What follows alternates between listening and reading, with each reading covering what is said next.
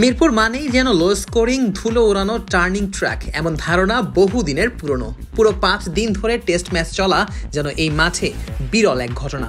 তবে সদ্য শেষ হওয়া বাংলাদেশ বনাম আয়ারল্যান্ডের মধ্যকার দ্বিতীয় টেস্ট এই সব রীতিনীতি ভেঙে দিয়েছে। খেলা গড়িয়েছে পুরো 5 দিন।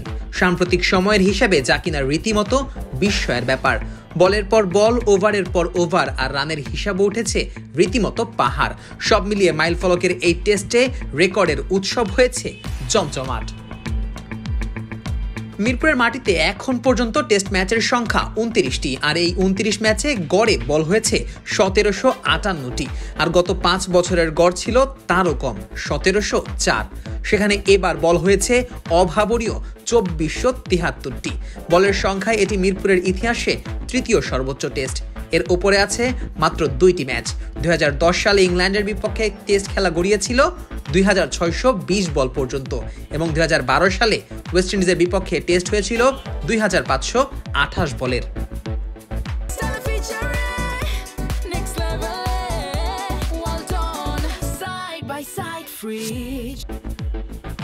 মিরপুরের শেষবার 400 ওভার দেখা গিয়েছিল 2018 সালে। প্রায় 7 বছর পর এসে আবারও সেই মাইলফলক ছুঁয়ে ফেলেছে এই ম্যাচ।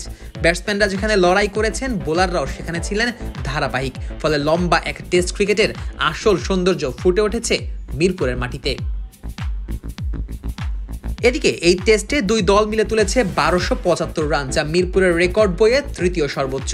এমন রান মেলা মিরপুরে দেখা মিলেছে খুবই কম। উইকেট যেমন ব্যাটসম্যানদের সুযোগ দিয়েছে, তেমনি বোলাররাও পুরো ম্যাচ জুড়ে ছিলেন দুর্দান্ত। এ যেন স্পোর্টিং উইকেটের পারফেক্ট এক উদাহরণ।